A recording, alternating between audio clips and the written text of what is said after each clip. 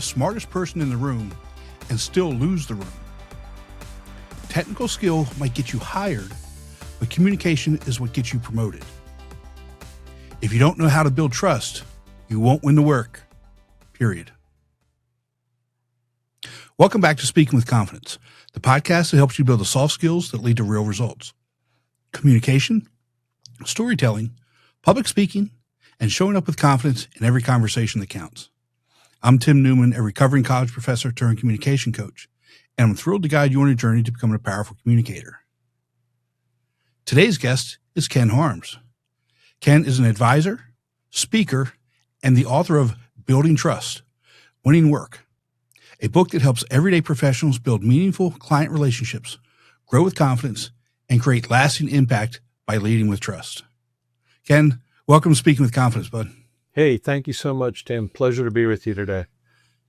You come with 40 years watching technically brilliant people lose opportunities because they can't communicate. And I spent years watching students graduate without ever being taught how to communicate. Why is this gap still here when we know how important it is to have good, confident, easy communication? Well, that's a great question. And that's why folks like you and I exist, is because there is that gap, right? And, it's a bit of a failure on our education system, particularly higher education system. Yeah. I train and coach and worked with and mentored so many young people that have come out with great degrees, whether it's architecture, construction management, engineering. And I ask them, did you ever take a class in public speaking? Was it a requirement?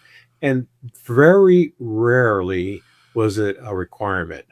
They may have done it on their own, but they come out, as you said, with good technical skills, but relatively clueless in terms of what it takes to build a trusting relationship and help their company win work.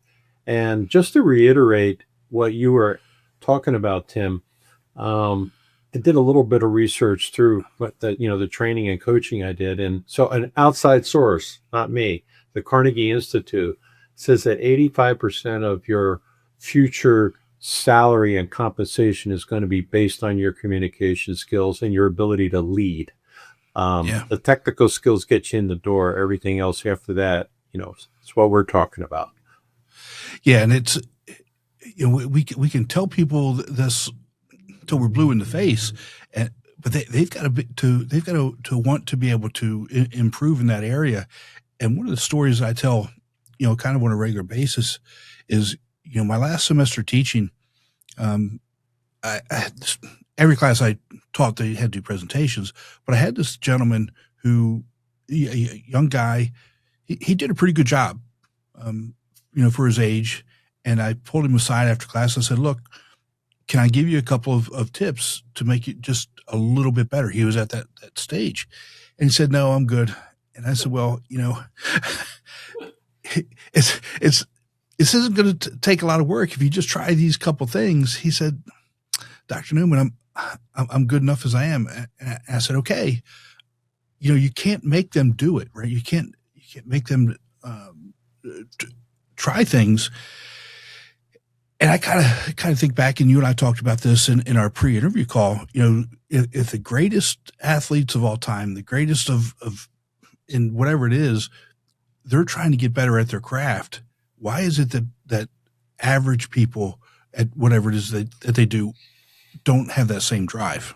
One thing that companies can do is, once you get people in the door, particularly in today's doer seller model, which is so prevalent in my industry, the architecture, engineering, construction industries, the built environment, heavily reliant on doer seller. And so, doer sellers are successful project managers that have then reached that point in their career where leadership is saying, help us win work. Right. But there's very little training. And that's a gap that I've started to fill by providing the training that I do in the book that I wrote that you mentioned, Going In, Building Trust, Winning Work.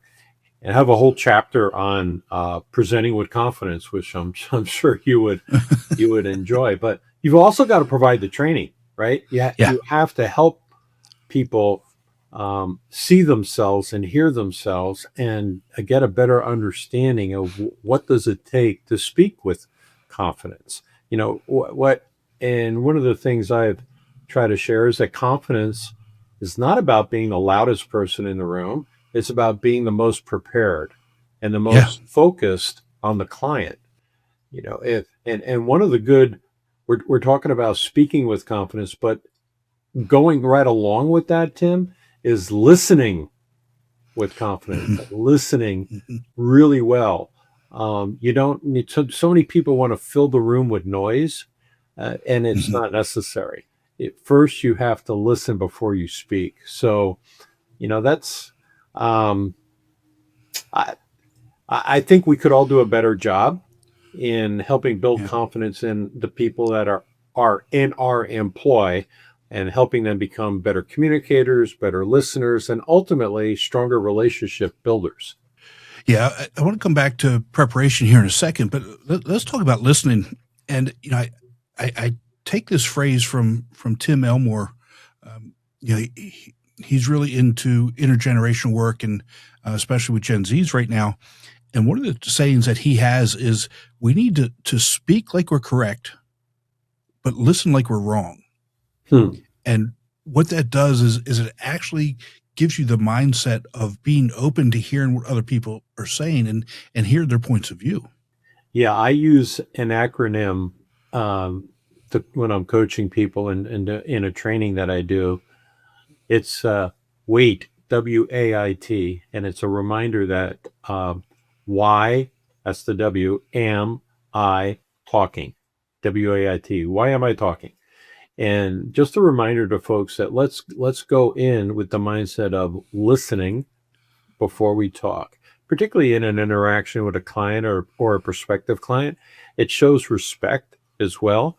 If you go in and just start blabbering, it's going to be hard to make a real Mm-hmm. significant connection. But if you go into that meeting, that networking event, with the mindset of I'm going to really listen well, and one of the Yeah. tools to help people listen well is to have them do their research and come up with 4 or 5 questions about the client that they want to ask, right? So you go in with the mindset of I'm going to be talking more about you than I am be Mm-hmm. talking about me. And I'm going to Right. show you that I've done my homework by asking these thoughtful questions that are going to start a really important, hopefully an important dialogue between the two of us. You come away from, say, a client or a prospective client gave you 20 minutes. All right, I got 20 minutes on my calendar. I'm willing to come for you to come in and talk to me. Well, if you come in and you tell them all about you, and you've eaten up 10 or 15 minutes, you don't have enough time left to have that meaningful conversation. But if you Yeah. go in really well prepared and demonstrate that and say, I respect your time. You've given me, 20, 30 minutes. I'm so appreciative. I have these questions to ask you. And you go through that, they're going to come away with, wow, Tim was really well prepared. He was respectful. He stayed on time. And now you're probably going to get that second meeting, and that's Right. it, right. That's an important Right. outcome. Yeah. And I think that kind of leads into the whole idea of selling as service, as opposed to the whole idea of a transaction, right? Um, it's go back to the whole idea of preparation. When you go into, and I would say any type of meeting, sales meeting, an interview, uh, to me, it doesn't really matter what it is. If you haven't done your preparation, if you haven't done your homework there, you're wasting everybody's time.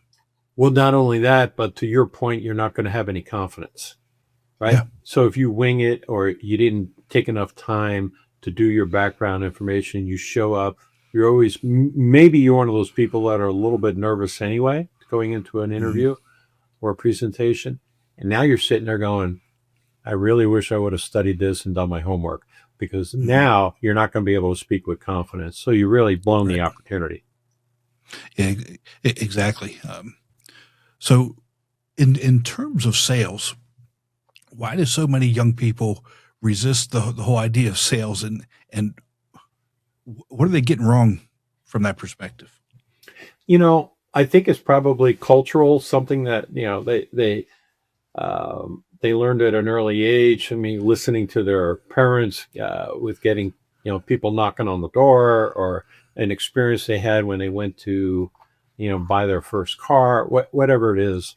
Um, there's a kind of a bad connotation to the word sales. And I don't agree with that, because sales are the lifeblood of any company. And if you don't bring in Right. sales, pretty soon you won't have a job. But acknowledging that they may have this kind of a bad feeling about that word, what I talk to younger people about is, don't think about it about sales. Think it about as service Service. and Right. serving. So if you're here to serve your colleagues in your company, or serve your client, most importantly, if you think about that and you're solving a client's problem, clients have issues, and those of us that Mm-hmm. provide professional services or contracting, we're in it to solve that client's issues. So if you think about it in those terms, look, Tim has an issue. He shared that with us. He needs to get it solved. We want him to solve it with us. It's about serving Tim so that he can meet Mm-hmm. his goal. And as a result, we get an opportunity to meet some of our goals as well as a company. But that seems to resonate with a lot of younger people, because I do think the younger generation has grown up with the concept of serving their community is an important thing for them. So if you think about serving your clients that are in your community, maybe it doesn't have that carry that bad connotation. Yeah, and to go along with what you're saying is, whatever product or service that you're selling, it it's there to solve a want or a need or a problem.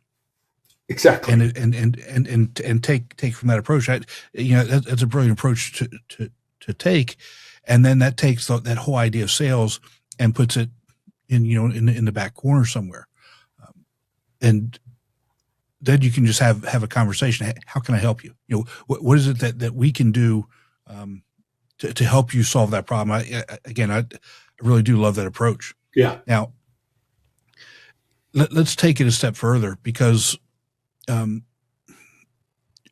you and I are both really at the age where we went from almost zero technology to almost total digital overload. Yeah. Now we have email, text, Zoom, LinkedIn. We're doing this. You're in California. I'm in South Carolina. Why is face to face still the most important type of interpersonal communication? Well, I think one striking difference is the ability to be distracted if you're using the Yeah. technology, right? Mhm. I mean, particularly during the COVID years, it was beyond. I loved having the ability to connect through Zoom or Teams, and like you and Mhm. I are doing now. That was awesome. But what was really frustrating is sometimes people on the other end would turn their camera off, and it's like, Yeah. why would you do that? Like, are you? It's one thing to say, I'm going to pause for a second, or I'm going to turn my camera. Yeah, I have to go do something. I have to go to the restroom, or my dog needs Mhm. to be let out. Whatever. Just be honest about it. But if you turn the Right. camera off, gosh, that's sending me a message.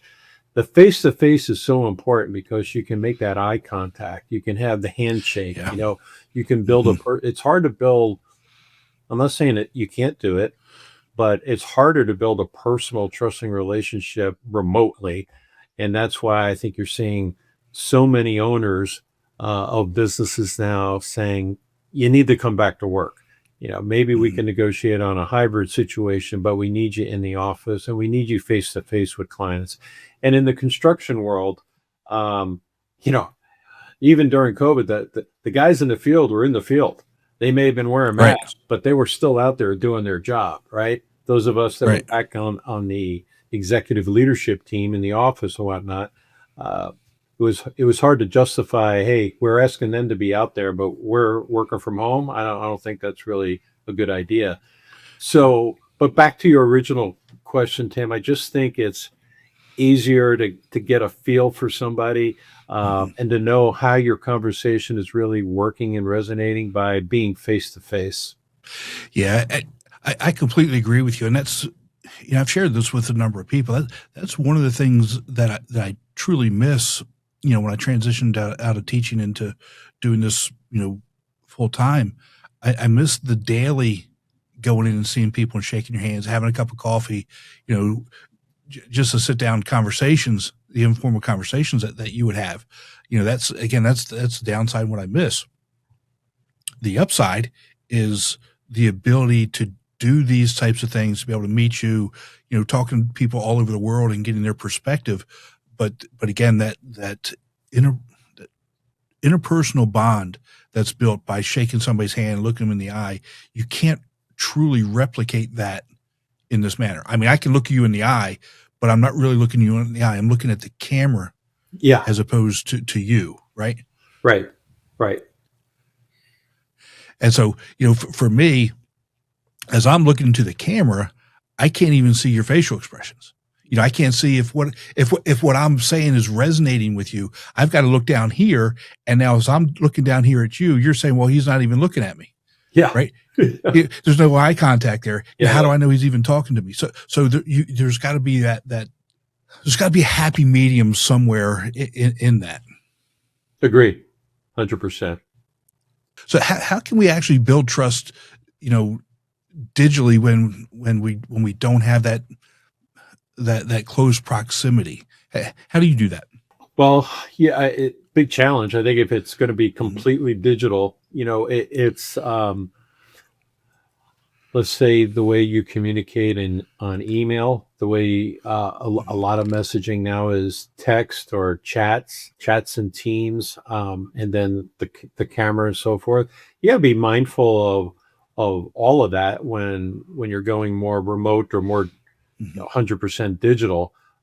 It's just, again, at some point, I think you have to get face to face with that client. It'd be like an employer having a remote employee forever, and then wondering why you're not really feeling connected to them. It's very difficult. So at some point, I would recommend that you got to actually get that face to face time. But in the meantime, talking about some of the same rules that or tips that you and I have already shared, being really engaged, being prepared for your meetings, and then even if it is remote, getting there on time, which is a pet peeve of mine, right? Yes. Being on time, not being late, not being distracted. You can tell on camera if somebody's looking at their phone or looking at their watch. It's a telltale sign that it's really not working. It's not resonating. They're looking to get out or leave or whatever. And so then there's tips to engage that person if you're seeing that they're losing confidence, right? Losing attention, right? You could still, in a friendly manner, say if that was happening between you and I could say, use your name and just say, so Tim, maybe you have a question in that regard, or I think based on our previous conversations, Tim, you might find this next topic really important. Things like that grab their attention and bring them back to the camera and back to what you're talking about, and then the follow-ups with again, really thoughtful kind of a summary of the conversation. And with AI tools now, there's no reason why you can't. You can record and use AI Otter, and there's lots of tools. You could summarize the meeting, get that out to them in a timely manner. And so all of those tools can be that we talked about technology before. Technology can be an asset and is a tool that everyone should be using as well. Yeah, and you bring that up, like Otter AI, the note taking stuff. I love that. I love that tool, because even when I'm paying attention in a meeting, the way I operate, if I've got to stop and write something down or take notes or type something out on a notepad, I'm missing something else that's being said. That's right. So some of those other things, some of those tools are really helpful, especially for somebody like me who's got ADHD really bad, and it really does keep me on track. So you, like you said, use the tools that are available, and so that you can still be that engaged participant in whatever that is, whether it's a one-on-one, whether it's a team meeting, that doesn't really matter what it is, but stay engaged. Yeah. For sure. Let's take this just one step further. And I really like this, what you said to me in our pre-interview talk. You talked about three hurdles: likability, competence, and trust. Yes. Right. Those are three hurdles that everybody's got to get over in working relationship. Which one do young professionals struggle with most, and why? That's a good question. Younger professionals. So let's set the context of what you and I, we talked about previously. So for today's audience, let's just say, picture a quarter-mile track. You're at the start line, and this happens every single day in every single kind of human interaction. There, you come out of the blocks, and initially there's a hurdle that's up there, and it's called likability. You get over that hurdle, and then you demonstrate your competence. You get past that second hurdle, and down near that home stretch, the third and final is trust. So people are judging you today very, very quickly when they meet you, whether it's digitally or whether it's in person. The way you look, the way you dress, the way you shake hands, the way you look in the eye, so on and so forth. People are like, boom, I like him, I don't like her, et cetera, et cetera. Swipe left, swipe right. You know what I mean? I mean, it's all happening quickly. Absolutely. So you have to be likable. And then you demonstrate after some time together, you can, whether that's in a single meeting or throughout several meetings, you're demonstrating, okay, you're competent. If you're not likable, people may not even give you a chance to demonstrate your competence.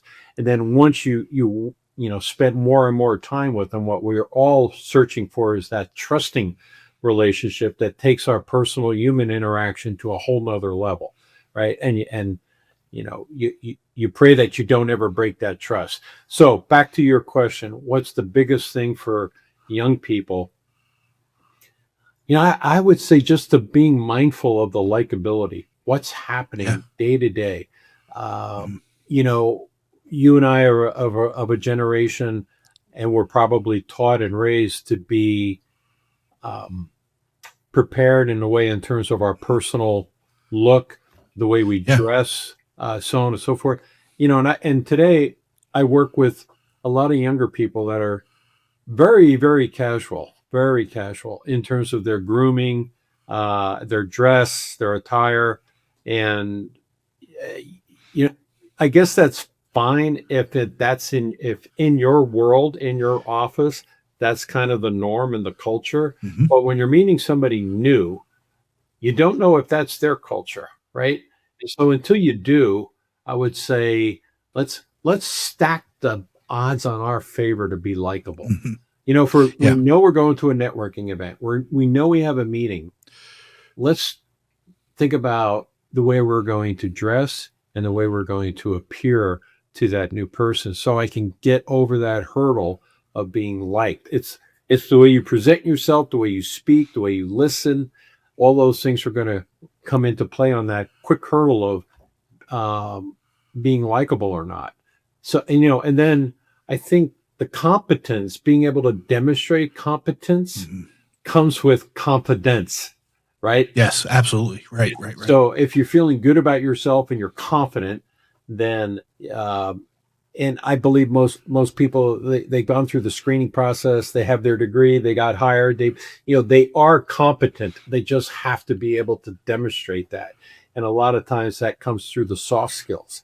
And you don't have that ability to demonstrate you are competent unless initially you cross that first hurdle of being likable. So again, stack the odds in your favor, dress the part, make sure you're looking good, and then the rest will take care of itself. So I would say that's the biggest challenge for younger people today. And many don't like the fact that they're being judged. So it's that's reality. It is what it is. And so whether you like it or not, it is what's happening. So you can be all upset about it, but you're going to be judged anyway. Right. So why not, again, go prepared. Ken, I love the way you said it. I love your attitude about it. And you're absolutely right. You don't have to like it. It's not right. It's not wrong. It just is. It's just what's happening. And if you want to be upset about it and don't do anything. But don't get upset that you're not advancing. don't get upset that you're not being asked back for these things. I mean, it's just one of those things that you have to do. Exactly. On LinkedIn, every once in a while, and I can't remember which company does it, but they've got a Gen X in a seat, in a millennial or Gen Z in a seat, and they got paddles, yes or no, and they're asking them questions. They're asking generational questions, and one of them that I saw the other day was about dress. Is it appropriate to wear shorts into the office? Right. And okay, you know what the answer is. You know what our answer is, right? It's no. And the millennial said yes.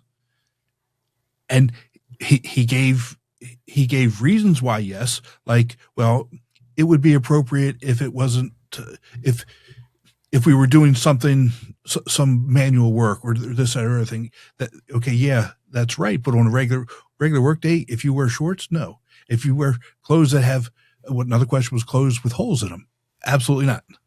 That's right.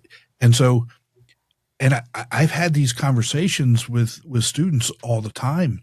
I said, and you probably remember this saying as well. You don't dress for the job you have. You just dress for the job that you want. Right. You don't, and that's the way you have to look at it. And it's so much harder for them to understand that now. And I get it. I get where they're coming from, but on the other hand, they've got to meet us somewhere in the middle, somewhere halfway, and say, look, okay, yeah, we understand.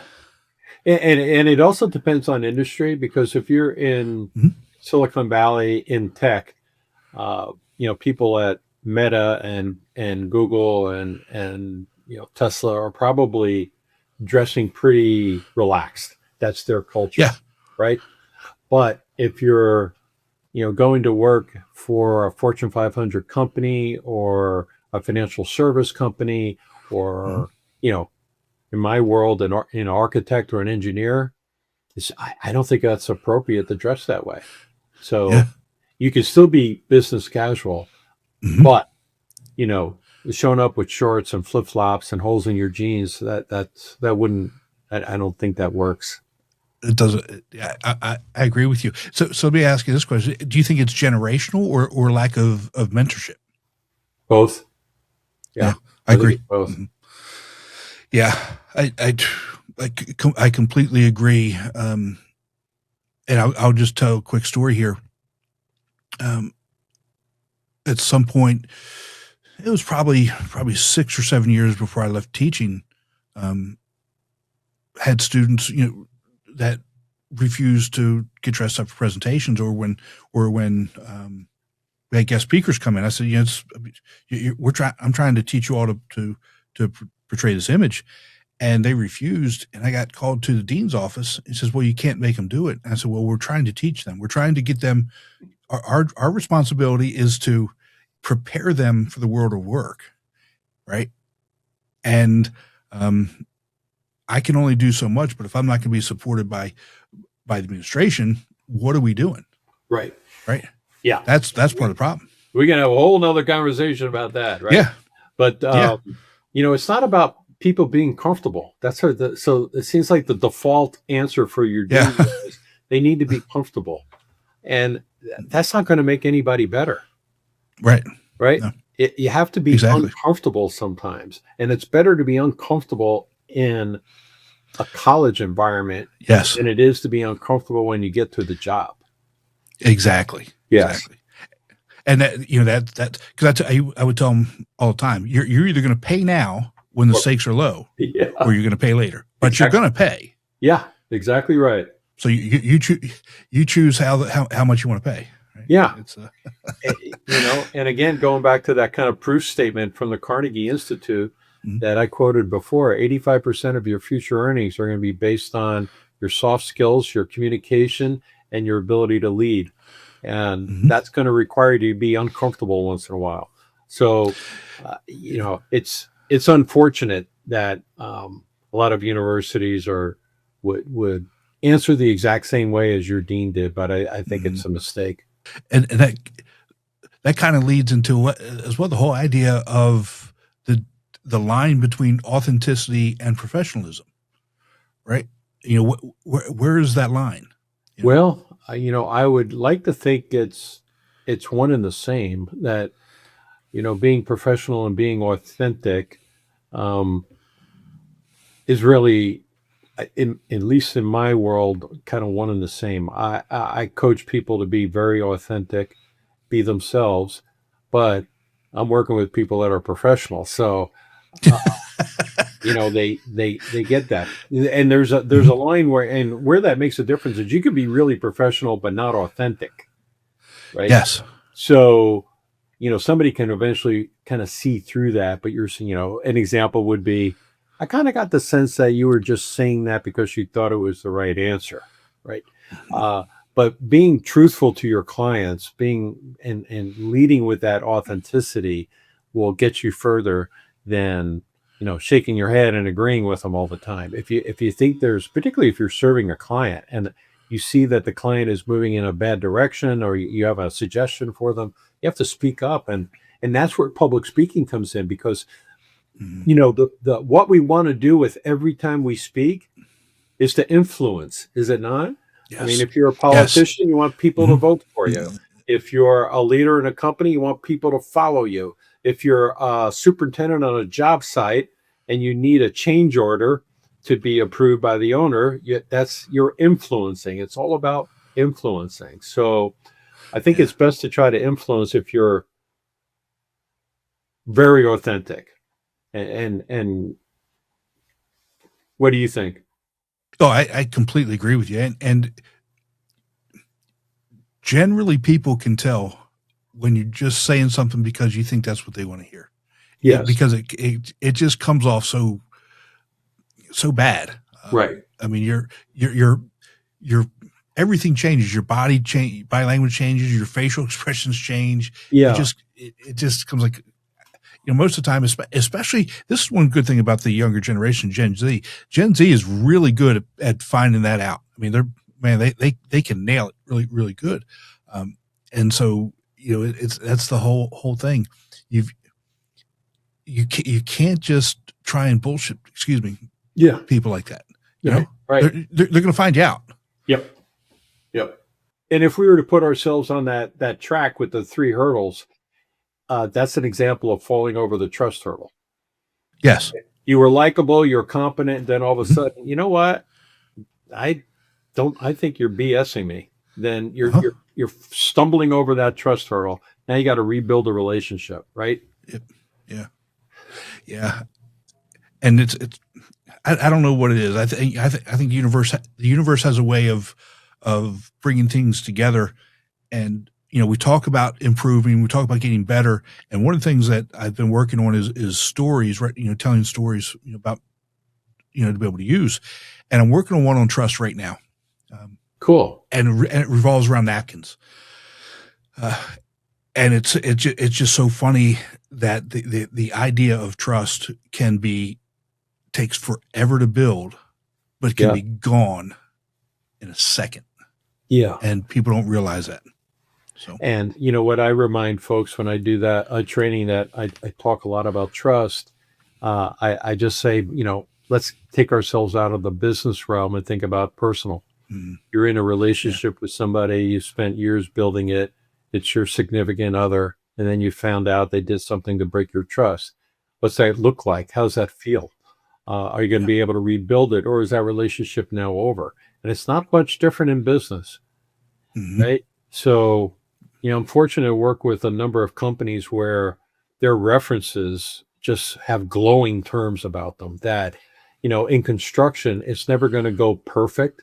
There's no perfect set of documents. Right. You're going to have challenges on schedule, on weather, labor shortages. Nothing is going to go perfect. But how that contractor is treating the owner, how authentic they are, how transparent they are, how honest they are, will get them a long way. That will get them to the finish line, and people will want to do work with them again instead of blowing smoke and BSing them, right? So Yeah. if you have that trusting relationship, you can get through tough times. It's just like a marriage or a relationship. You're going to have some hurdles. You're going to have some bumps in the road. There's going to be financial issues or whatever. It could be health issues. But if you have that trusting relationship, and then you can get through those things and through those hurdles together. If you don't have it, then it's going to be a short-term relationship.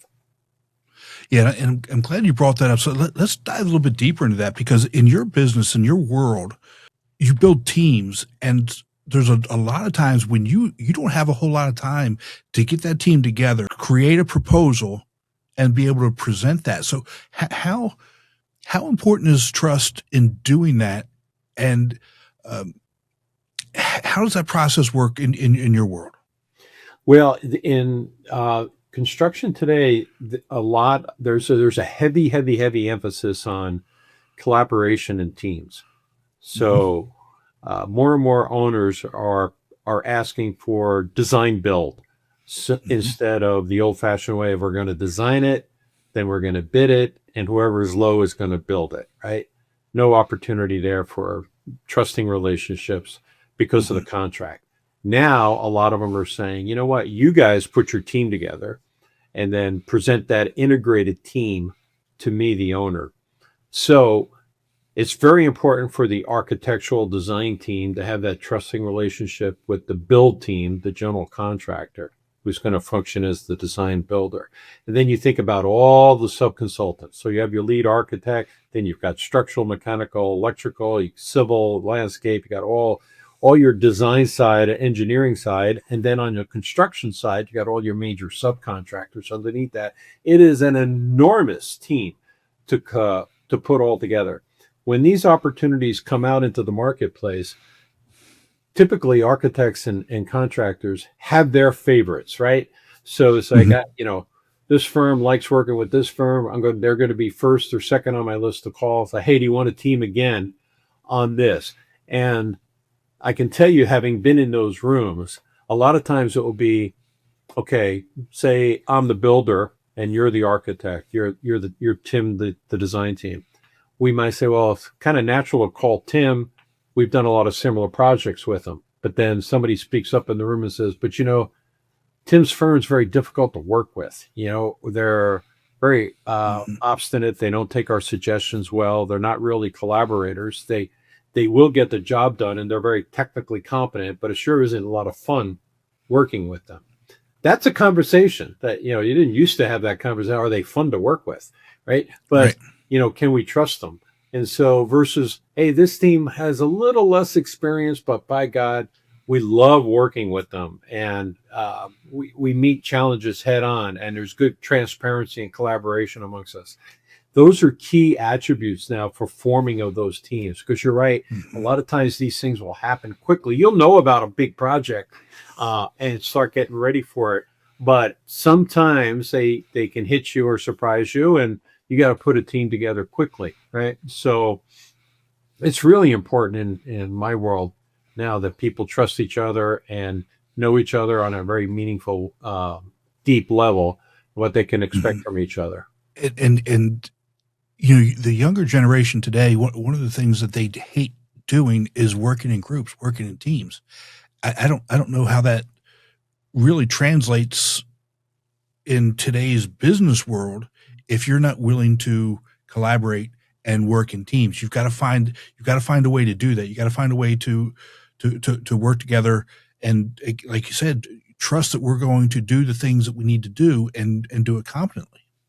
It's a shame that that's reality, because I think way too many people, unfortunately, way too many young boys and men spend time on video games. And when I would be recruiting and interviewing people for work, I frequently asked them, did you ever play any sports? And if so, was it a team sport or an individual sport?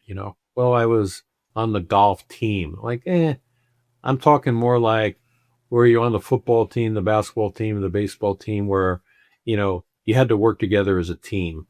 And I found that folks that came from team sports were a little bit better equipped to step into the business world and understand what teamwork and collaboration are all about. There's very few, I guess maybe a coder or a programmer can work independently. But in today's construction market, it is all about collaboration. Yeah. Yeah. And so young people have to get that. And I see a good thing is a lot of schools that have construction management and contracting programs, they will enter competitions. And in Yes. that competition, Sacramento State, Chico State, Cal Poly, they send school teams to this competition. And then they get a challenge from us, typically from, this is like the Association of General Contractors or CMAA. That's the Construction Management Association of America. They'll send these teams, here's the RFP, now put together your solution and then make a formal presentation to us, the selection committee. So that is great experience for people. So those like CM programs, they're getting exposure to collaboration and teamwork. Yeah. Yeah. And I just want to make sure that, our listeners here, we're not knocking the younger generation. We're just pointing things out. And the whole idea that, and Ken, I don't know if you agree with this, but my guess is that you do. It's incumbent upon us as the older generation to teach them not only how important it is, but how to work in teams, how to be able to go from not liking it, not wanting to do it, to being very good at it. But you all, as a younger generation, has to be open to that as well. 100%. I'm not knocking the younger generation either. I've got great respect for them. And one thing I always remind people is that we have a completely volunteer military, and so and they've been there. You go. And they're doing a hell of a job. So you're right. You're spot on. It's incumbent upon us to coach and mentor the younger people that are coming in. Yeah, and to me, it is what it is, and just like the whole idea. You said earlier, our education system has let our younger generations down with how we communicate on a number of things. Not to go too far in the weeds, but now we have to make up for that, and that's just part of it.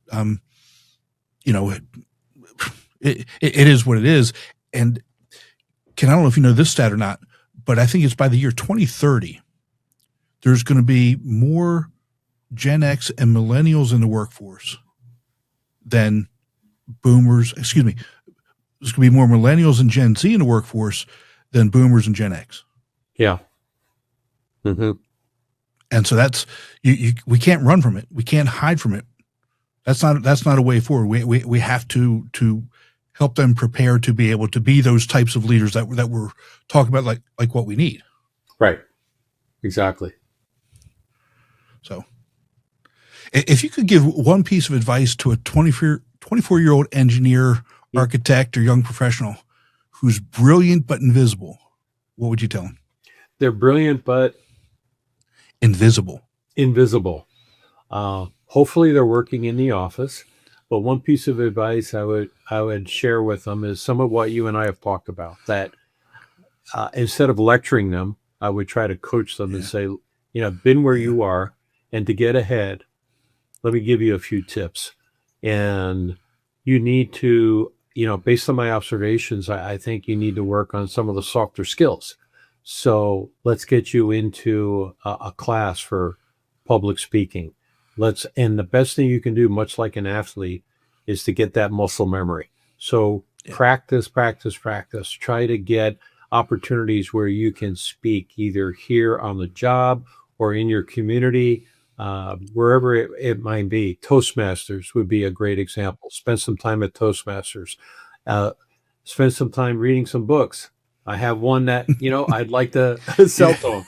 But, that would be the advice. I wouldn't lecture them, but I would say, as someone, given my age and my career, I see where this might be headed for you, and for you to be even more successful than you already are. You're a talented young person. But if you want to really get ahead, practice the soft skills, including communication, teamwork, collaboration, public speaking, and so forth. Find opportunities where you can shine and practice those skills.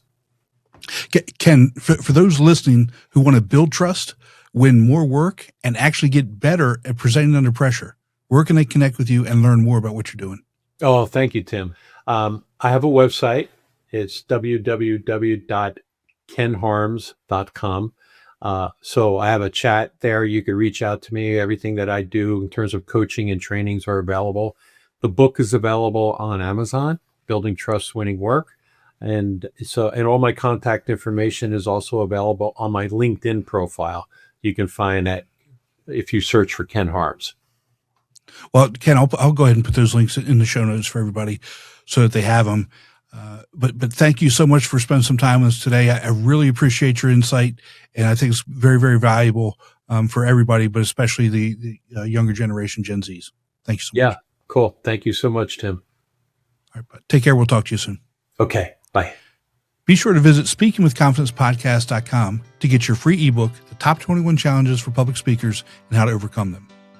You can also register for the Formula for Public Speaking course. Always remember, your voice has the power to change the world. We'll talk to you next time. Take care.